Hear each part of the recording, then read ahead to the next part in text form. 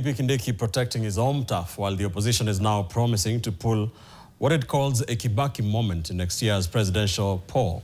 Leaders opposed to President William Ruto's administration, including Kalonzo, Musyoka and Rigathi Gachagua, have hinted that they could unveil their presidential candidate only in the final months before the election, dismissing speculation that more than one contender from their camp will face the president at the ballot. The leaders have also strongly opposed the proposed National Infrastructure Fund and plans to partially sell the government stake in telecommunications giant Safaricom. NTV's David Musyoka reports.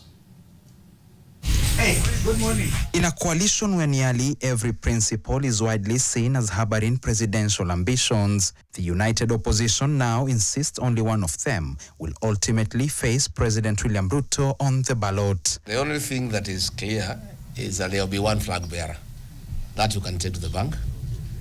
As to the timing on the announcement, hold your horses. There's no elephant in no room. Okay? There's no elephant. We know where we are going. We know. We cannot be that static, right?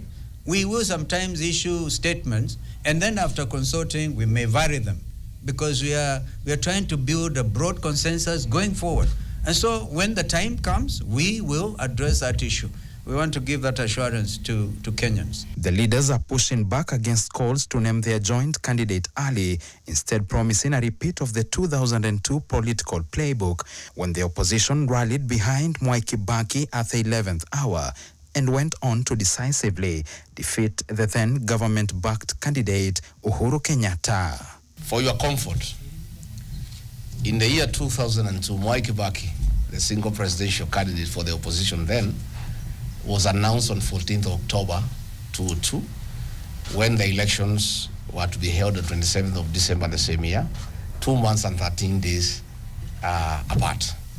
We have a whole 1.5 years, so relax. Will it be Kalonzo, Matiang'i or Gachagua? It is a question that the opposition now says it will answer when the time is ripe.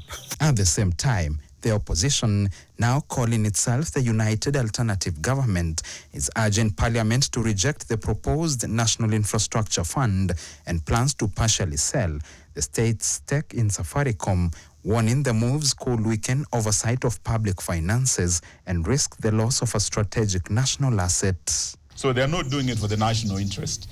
Most of these are deals where they have already made commitments to their friends. And there's one of you who said that what hopes do we have in this parliament? And we are saying it's not a matter of hoping. It's a matter of defending the national interest. It's a matter of defending the constitution of Kenya. And it gives us powers. Where parliament fails or abdicates its role, the judiciary is our last line of defense. The opposition leaders also argue the government is seeking short-term fiscal relief at the expense of long-term national interests, insisting Safaricom remains a critical national asset that should not be partially divested without full transparency and parliamentary scrutiny.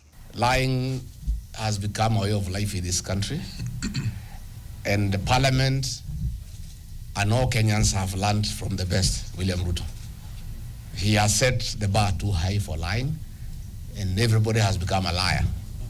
And that is why we talk about one term. My friend, the only way to bring this lying culture to an end is to send William Ruto home. There is no other remedy, because he has even believed his own lies himself. The focus now shifts to Parliament, which is expected to either pass or reject the bill. David Musyoka, NTV, Nairobi.